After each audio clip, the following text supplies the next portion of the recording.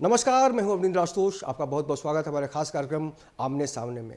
नन्ही कोपल धूप सहेगी तभी तो वो वृक्ष बनेगी। एक नन्ही सी कली जब खिल जाती है, फूल बन जाती है और जब वृक्ष का आकार ले लेती है तो कहीं ना कहीं से पूरे समाज को एक छाया मिलती है। और एक ऐसे ही कलाकार का नाम है उर्मिला मातोंडकर, जिन्होंने कलयुग के साथ अपनी ज़िंदगी की शुरुआत की। मासूम होते हुए उन्होंने भूत भी बनकर लोगों को डराने की कोशिश की, लेकिन उनकी जो प्रतिभा है उसके कई आयाम हैं, कई रंग हैं और उसको सिर्फ इस इंटरव्यू के ज़रिए हम आप तक नहीं पहुंचा सकते, क्योंकि उन्होंने एक अपनी अलग पहचान बनाने की कोशिश की है और जिसमें लगातार उनको कामयाबी भी मिली है। लेकिन अगर हम बात करें सियासत की, पॉलिटिक्स की, तो इस देश में एक अजीब सी स्थिति बन जाती है जब एक कलाकार, जिस तरह से कहा जाता है कि नेता अभिनेता, नेता वर्ड दोनों से जुड़ा हुआ है, लेकिन आज उसको बिल्कुल साकार करने का काम किया है उर्मिला मातोंडकर जी ने। और आज हमारे साथ खुद उर्मिला जी हैं। आपका बहुत बहुत स्वागत है। बहुत बहुत शुक्रिया, थैंक यू। और आज की तारीख में जिस तरह से आम आदमी को लगता है कि एक कलाकार जब इंडस्ट्री में जाता है तो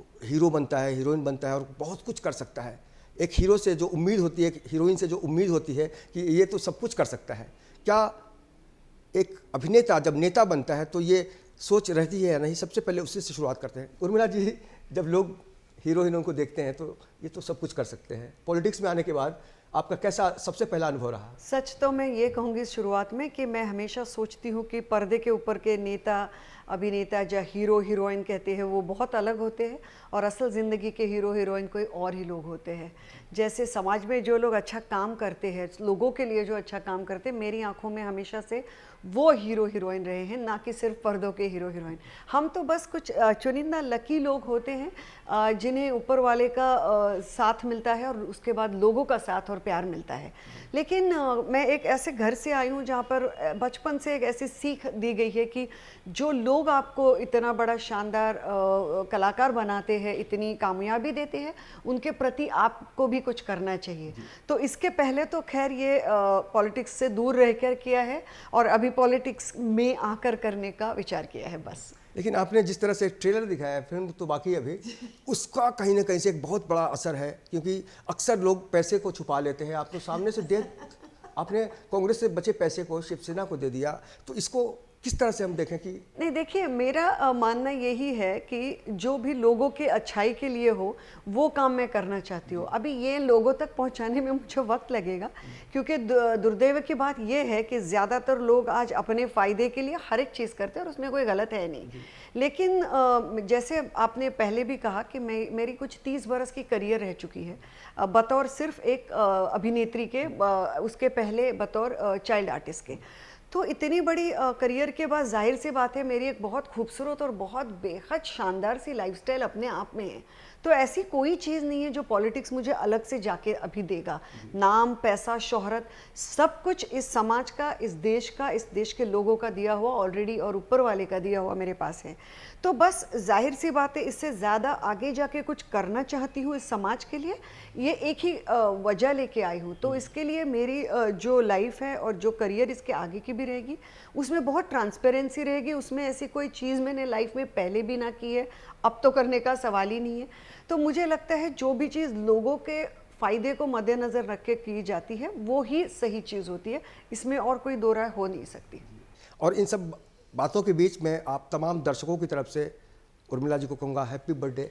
बहुत बहुत शुक्रिया और आप सबका भी। जन्मदिन का एक मतलब होता है, बचपन से अगर हम आज तक की जो यात्रा है आपकी, क्या कभी आपको लगा कि वाकई किसी को मिस कर रही हूँ, जो रिटर्न गिफ्ट होता है, या फिर हमारे वो खास लोग होते हैं जिसको एक स्टार बनने के बाद जो मिस करता है? नहीं, डेफिनेटली मैं अपने दादाजी को बहुत मिस करती हूँ, जो कि स्टेज के बहुत बढ़िया कलाकार थे और उसकी वजह से मेरे फादर भी रह चुके हैं। लेकिन मेरे दादाजी बहुत बढ़िया कलाकार थे, ज़्यादा उन्होंने स्टेज किया है। फिर मेरी नानी जी, फिर भी उन्होंने कुछ हद तक मैं स्टार बनी हुई उन्होंने देखा।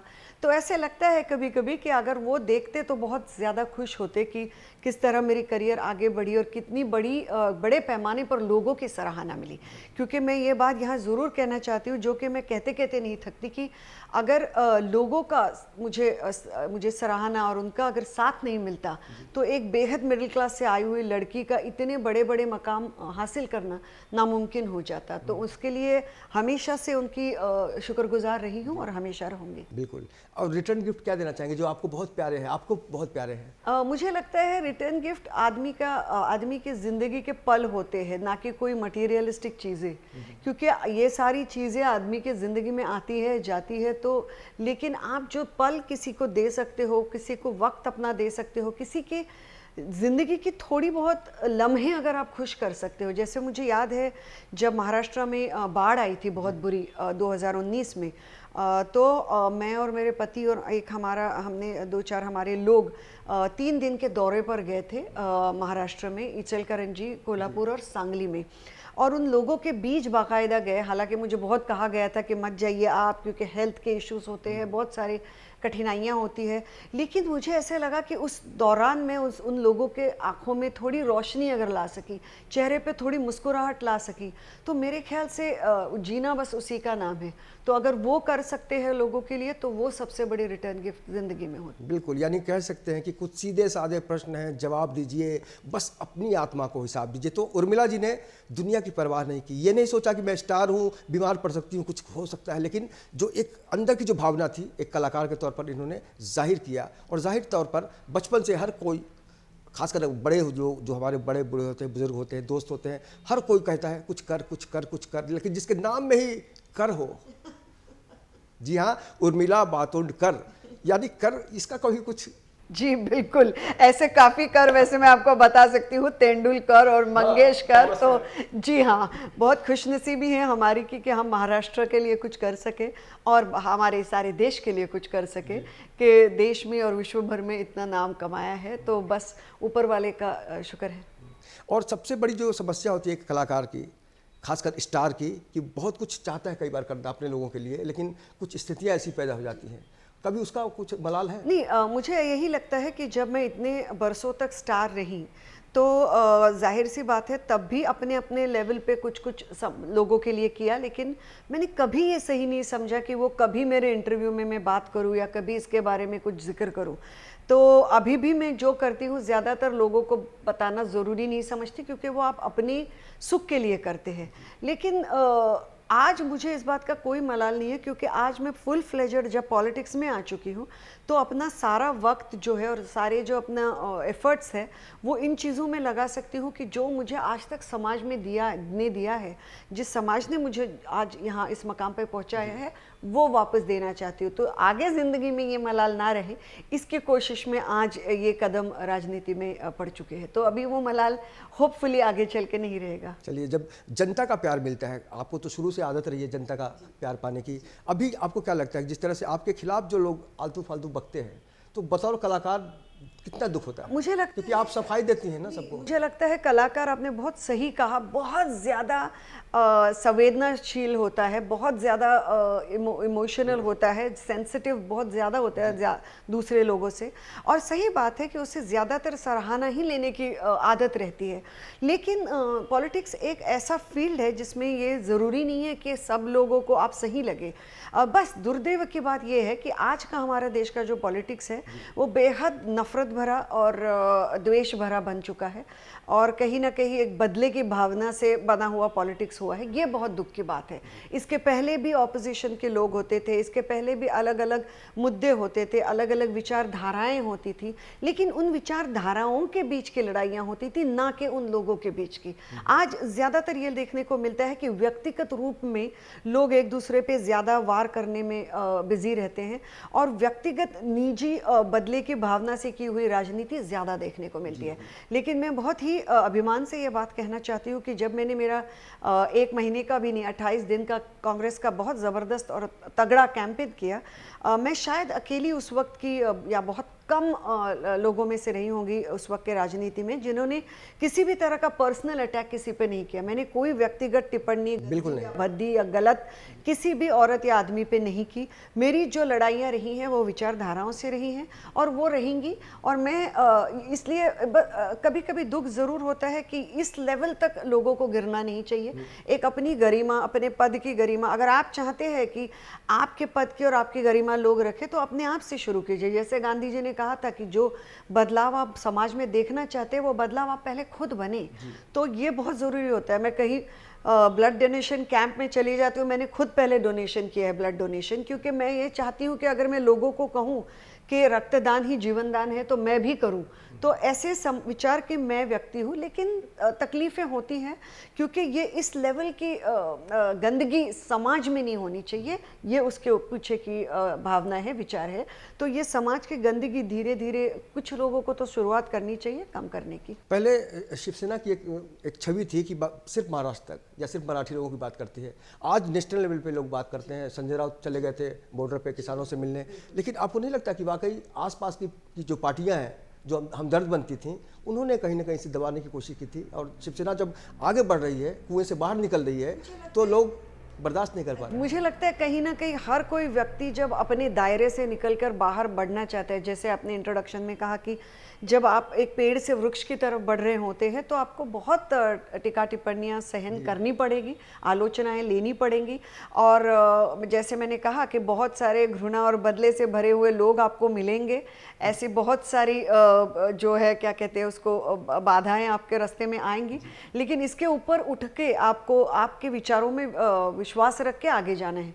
मुझे आज लगता है शिवसेना को सत्ता में आने के बाद अगर लोगों ने इतनी बड़े पैमाने पर सराहा है और आगे गए हैं अगर पार्टी के लोग और पार्टी, तो इसकी वजह एकमात्र ये है कि एक वो हिंदुत्व से भरी हुई पार्टी है, इसमें कोई दो राय ना है ना होगी, लेकिन जब सत्ता में आने के बाद जो उनका व्यवहार लोगों के प्रति, समाज के प्रति रहा है, वो भी कोविड जैसे महामारी के दिनों में, कठिनाइयों से भरे एक बरस में, उसमें कहीं किसी तरह के भी लोगों में भेदभाव नहीं रहे। वो हमारे बाहर गांव से आए हुए जो मजदूर भाई बहनें थी उनको वापस भेजने के मुद्दे हो, या यहाँ के जो लोग हैं उनके बारे में लोग आरोग्य के बारे में जुड़ी हुई कठिनाइयाँ हों, सबको वाकई में साथ लेके, सबकी कठिनाइयों पे साथ में विचार करके वो डटे रहे हैं, और सबको साथ में ले जाके आज इतनी सारी बाधाओं पे मात करते करते कहीं ना कहीं महाराष्ट्र आगे बढ़ रहा है। जी, और निश्चित रूप से जब महाराष्ट्र आगे बढ़ता है तो दिल्ली तक। जी बिल्कुल, और मुझे पूरी उम्मीद है कि इसी तरह शिवसेना की भी जो आगे की रणनीति होगी वो सिर्फ महाराष्ट्र के लिए नहीं बल्कि पूरे देश में फैलेगी, और पार्टी भी पूरे देश में अच्छा काम आगे जाकर कर पाएंगी। बिल्कुल। अब लोगों ने आपको विधायक मान लिया है, ऑफिशियली तो हम मान ही चुके हैं, लेकिन वक्त है अभी एक छोटे से ब्रेक का। ब्रेक के बाद हम जानेंगे कि उर्मिला भविष्य में और क्या क्या सपने ऐसे हैं जो बुन रही हैं। मिलते हैं छोटे से ब्रेक के बाद।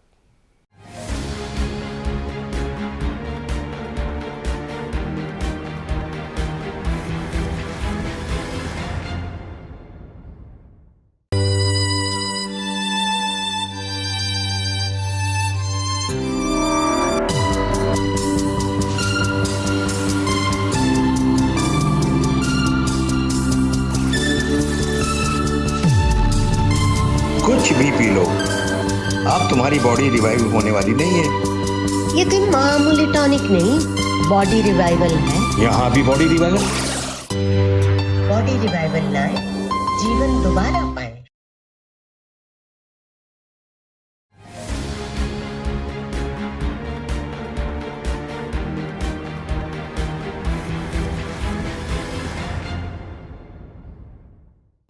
ब्रेक के बाद आपका बहुत बहुत स्वागत है। आप देख रहे हैं मेरे साथ आमने सामने, और आज हमारे साथ हैं बहुत ही खूबसूरत हीरोइन, बहुत ही खूबसूरत नेता, और एक इंसान जिसके अंदर जज्बा है समाज के लिए, देश के लिए और अपने लोगों के लिए कि कुछ करना है, और निश्चित रूप से आज उसी रास्ते पर बढ़ रही हैं उर्मिला मातोंडकर जी।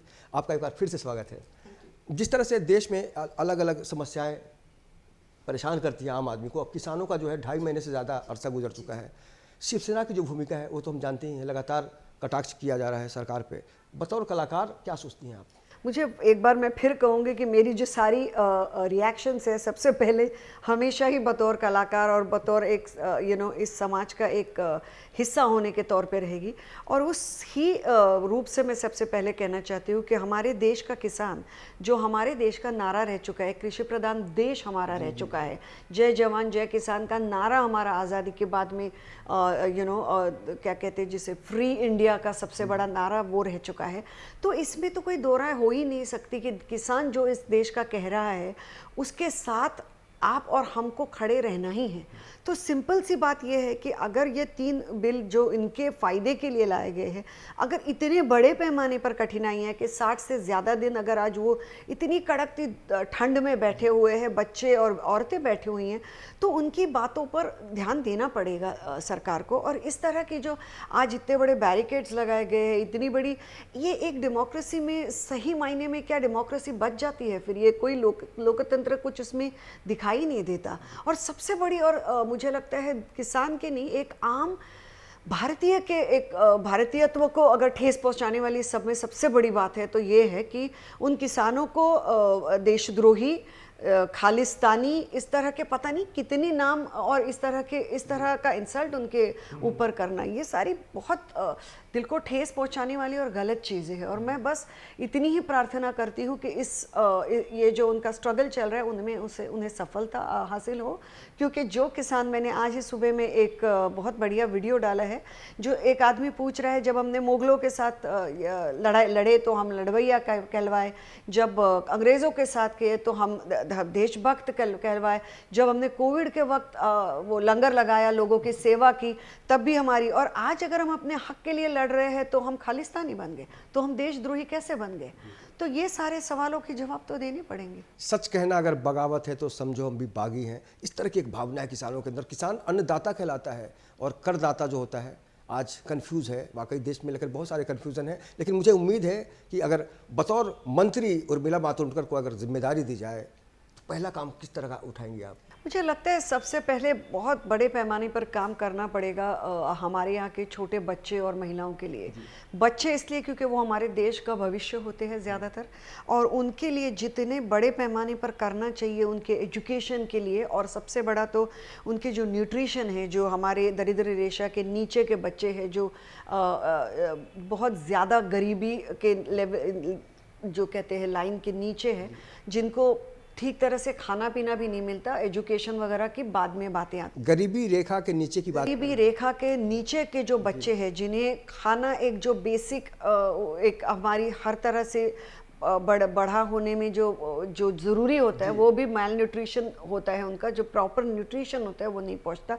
और औरतें इसलिए, क्योंकि मेरा हमेशा से ये देखा है मैंने समाज में कि हर एक घर में अगर कोई कठिनाई आती है तो सबसे पहले औरत की सारी चीज़ें घर से बाहर चली जाती है। उनके हेल्थ की हो, उनके बाकी की चीज़ें हो, वो कहती है यार ये है तो मैं पहले अपने बच्चों को दूँ, मैं पहले अपने पति को दूँ, मैं अपने पहले सास ससुर का करूँ।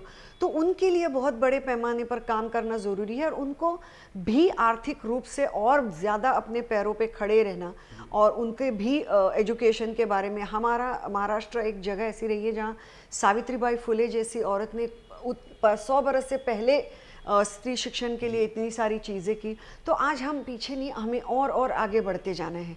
तो ये दो बहुत महत्वपूर्ण मुद्दे मुझे यहाँ से दिखाई देते हैं। वैसे तो करने के लिए देश में कसम से बहुत ज़्यादा है। बिल्कुल बिल्कुल। और जब आपके जो पता नहीं आपके विरोधी कहूँ उनको, या फिर आपसे ईर्ष्या करने वाले लोग हैं, जब आपके ऊपर कमेंट करता है तो आप इतनी ज़्यादा मतलब परेशान क्यों हो जाती हैं कि आप बोलती हैं कि भाई मेरे पास पेपर है, आके पेपर देख लो? ये तो बोलना पड़ता है, क्योंकि क्या होता है ये आपके कहीं ना कहीं जब आत्मसम्मान की बात आती है, बाकी की चीज़ों में मैं ज़्यादा बॉदर नहीं करती। मैंने तो मेरे बतौर अभिनेत्री भी बहुत सारी आलोचनाएं सही हैं, अच्छी बुरी बोलो कहते रहते। देखिए जब आप एक पब्लिक फील्ड में होते हैं तो आप फिर पब्लिक प्रॉपर्टी होते हैं, और आपके ऊपर किसी को भी टिप्पणी करने का एक मौका मिल जाता है, तो आपको वो सुनना पड़ता है। और मैं तो समझती हूँ जो मेरे आज तक के क्रिटिक रहे हैं वो भी मेरे सबसे बड़े गुरु रहे हैं। मैं बस इतना चाहती हूँ कि वो जो आप आलोचनाएं कर रहे हैं उसमें कुछ मुद्दे काम के हो, ना कि बकवास के हो।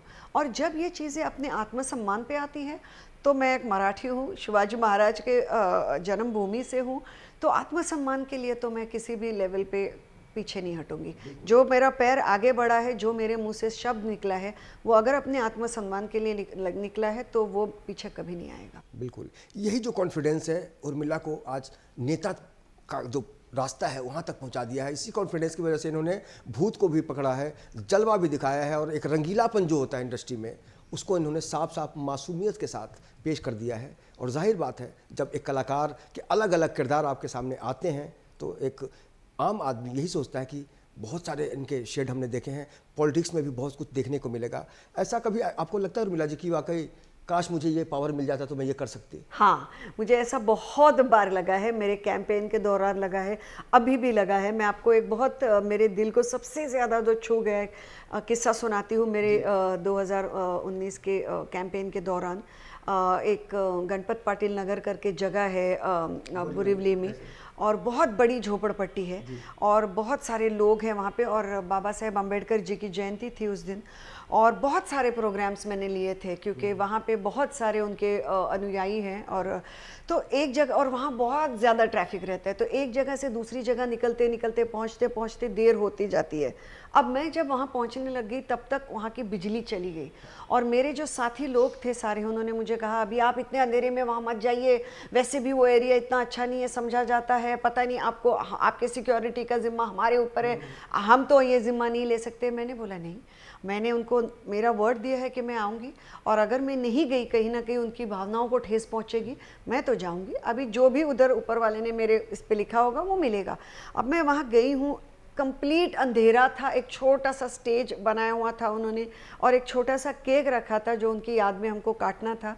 और जैसे मैं वो लड़खड़ाते हुए स्टेज पे पहुँची, और माइक भी बंद था, तो फिर मैंने अपने आवाज़ में ही उनको कहा कि माइक तो नहीं है, खैर, और माफ़ कीजिए देरी हुई, लेकिन हम अभी कैसे ये सब। तो वहाँ के हर एक छोटे बच्चे से लेके बूढ़े बुजुर्ग ने अपने फ़ोन ऊपर उठाए हैं, अपने फ़ोन की टॉर्च चालू की है, और उस टॉर्च के लाइट में हमने वो पूरा प्रोग्राम किया है। मैंने उनसे बातें की है, हमने वो केक काटा है, और मेरे सिर्फ आंखों में आंसू और आंसू आ रहे थे ये देख के कि लोगों के मन में, मतलब कि मैंने उन्हें, उनके जो जज्बा था उसको ठेस नहीं पहुंचाने दी, और उनके जो मेरे प्रति भावना थी और उनका जो एक कॉन्फिडेंस था कि ये ज़रूर आएंगी, उसको मैंने कहीं ये नहीं होने दिया, टूटने नहीं दिया। तो वो जो सारी मोमेंट्स होती है ना, वो ज़िंदगी में आपको ऐसा लगता है काश मेरे पास ऐसी कोई पावर होती, क्योंकि उस वक्त मुझे पता चला कि अभी भी मुंबई के कई ऐसे हिस्से हैं जहाँ पर लाइट की समस्याएं हैं, पानी की समस्याएं बहुत गहरी, तो इतनी सारी चीज़ें हैं कि उस वक्त आपको ज़रूर लगता है कि काश एक आपके पास जादू की छड़ी आ जाए और आप कुछ कर सकें। लेकिन बतौर इंसान हम जितना कर सकते हैं, मुझे सच में लगता है उसमें सबसे बड़ा काम ये है कि अपने सामने वाले इंसान के लिए दिल में जो है प्यार और सद्भावना की भावना रखना। और ये सद्भावना की भावना दरअसल हमारा देश जो है उसके बेस से सबसे ज़्यादा जुड़ी हुई है। भारतीयत्व का महत्व और मीनिंग ये रह चुका है। कहीं ना कहीं वो लोग भूलते जा रहे हैं, बस उन्हें उसकी याद दिलाना और उस रास्ते पे चलना बहुत महत्वपूर्ण है। उर्मिला जी को लोग यूं ही समझदार नहीं कहते हैं। जब इनके अपने लोगों ने कहा कि यार बिजली नहीं है, रास्ते सही नहीं है, कुछ लफड़ा हो जाएगा, लेकिन पब्लिक का जो प्यार था, मोबाइल की जो लाइटिंग है, उसकी कल्पना तो आप कर ही सकते हैं। और जाहिर है एक प्यार इंसान के अंदर एक विश्वास भरता है, अपनापन भरता है, और यही कारण है कि आज उर्मिला जी लगातार आगे की सोच रही हैं, पॉलिटिकल लेवल पे कभी पॉलिटिक्स नहीं करती नज़र आ रही हैं। इनका मकसद सिर्फ यही है कि आम आदमी को एक सहारा दिया जाए, खासकर महिलाओं की बात की जाए, बच्चों की बात की जाए, तो एक जज्बा है और लगातार बढ़ती जा रही हैं। आने वाले दिन में और क्या क्या परेशानी है वो तो देखेंगे ही, लेकिन लॉकडाउन एक लंबा अरसा गुजरा। बहुत सारे लोग आपके बारे में ये पूछना चाह रहे थे मेरे से कि पूछिएगा कि लॉकडाउन में उर्मिला जी ने क्या क्या किया, क्या घर में बंद थी या फिर नहीं। दरअसल मेरा लॉकडाउन उतना ख़राब नहीं हुआ, क्योंकि हम लोग जो है कुछ दिनों के लिए बाहर गांव चले गए, और फिर इतने में लॉकडाउन वो हो गया तो हम उधर ही अटक गए। और अच्छा हुआ, क्योंकि बम्बई के एक फ्लैट के अंदर लाखों करोड़ों लोगों ने ये लॉकडाउन कैसे सहा हो। बम्बई को मुंबई कहिए ना एक बार। मुंबई के सारे जो लॉकडाउन के अंदर के लोगों ने किस तरह इन सारी कठिनाइयों को झेला होगा, मैं इसका अंदाज़ा ही नहीं कर सकती।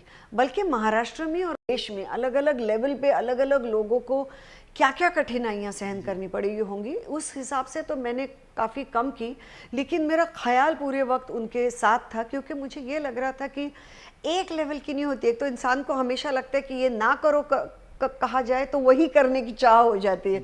तो जिनको अभी पहले लगा होगा कि चलो कुछ दिन घर में मज़ा कर लेते हैं, कुछ नहीं है, ऑफिस नहीं है, लेकिन वही चीज़ें कितनी खली होगी। और ऑफकोर्स सबसे बड़ी तकलीफ़ आर्थिक रूप से रही होंगी बहुत ज़्यादा लोगों को। और सबसे बड़े प्रॉब्लम और मेरे ख्याल थे हमारे जो प्रवासी मजदूर भाई बहनें थी, वो जो मंज़र है वो मुझे लगता है आँखों के सामने से बहुत लंबे अरसे तक जाएंगे नहीं।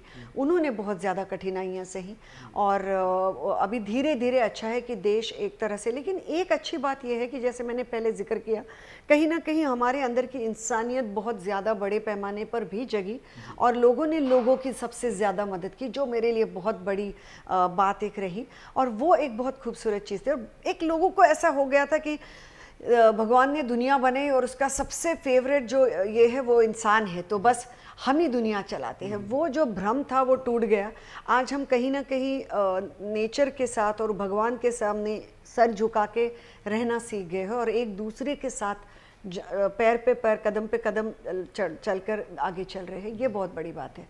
अभी शिवसेना को जिन भी पार्टियों का सपोर्ट मिल रहा है, उसके बाद कई और पार्टियां, जैसे ममता बनर्जी के साथ जो भी हो रहा है, तो शिवसेना और ममता बनर्जी की जो पार्टी तृणमूल कांग्रेस है वो भी साथ आ रही है, समाजवादी पार्टी भी साथ आ रही है। तो आपको लगता है कि आने वाले दिनों में महाराष्ट्र सरकार की तस्वीर बदल सकती है?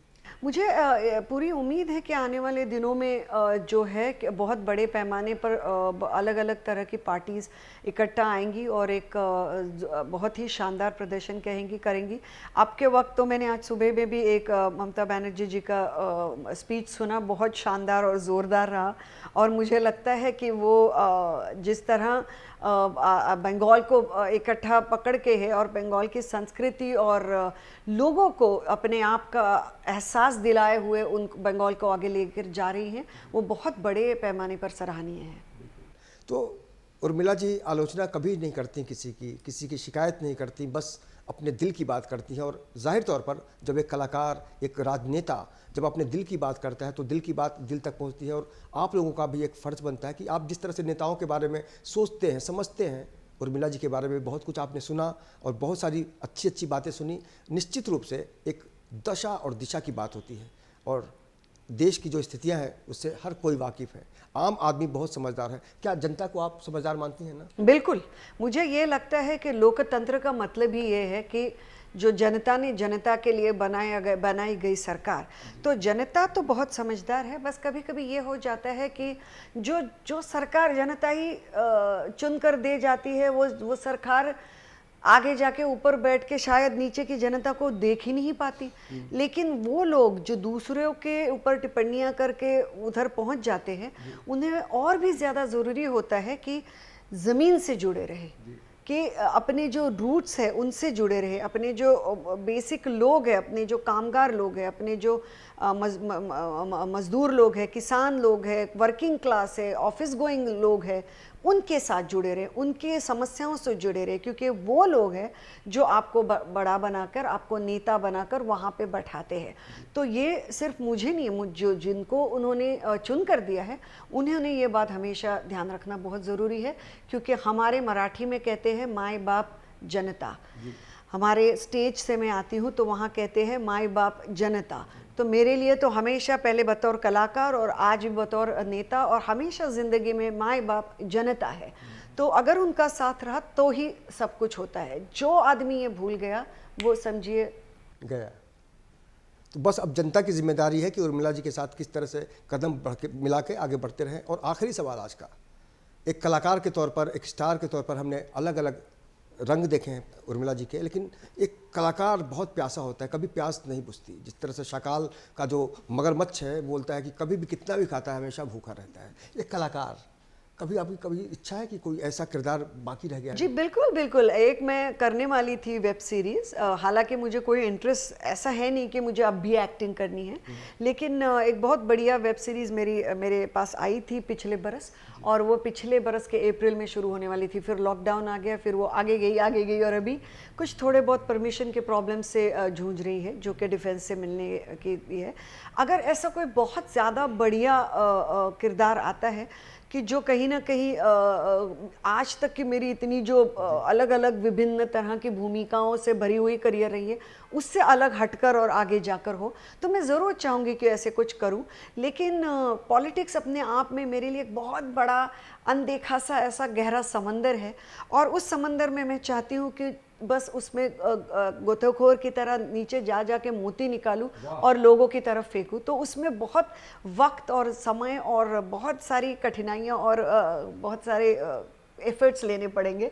उसके बीच देखते हैं, कभी अगर मौका मिला तो ज़रूर आएंगे स्क्रीन पर एक बार फिर। बहुत बहुत शुक्रिया हमसे बात करने के लिए उर्मिला जी, और बहुत दुआएं हैं आपके लिए। बहुत सारे लोग आप तक तो पहुंच नहीं पाते, लेकिन हम जब घूमते हैं जनता के बीच में तो बहुत सारे लोग करते हैं कि आप उनके पास जाते हैं, उनके पास जाते हैं। ये हमारी बात ज़रूर पहुंचाइएगा कि हमारा प्यार आपके साथ है। बहुत बहुत शुक्रिया। यही आपसे कहना चाहेंगे कि उर्मिला जी की जो प्यास थी, अलग अलग तरीके से उन्होंने बुझाने की कोशिश की, लेकिन बहुत सारी प्यास अभी इनके अंदर कलाकार के तौर पर बाकी है, और ये प्यास राजनीति में भी बनी रहे तो जाहिर है लगातार ये काम करेंगी अच्छा, और आप तक अपने दिल के ज़रिए, अपने काम के ज़रिए आपका प्यार पुनः पाएंगी, यही हम उम्मीद करते हैं। और एक बार फिर से बहुत बहुत शुक्रिया। बहुत बहुत शुक्रिया। खास कार्यक्रम में इतना ही। बाकी की खबरों के लिए देखते रहिए आप इन 24 न्यूज़, और मुझे दीजिए इजाज़त। नमस्कार।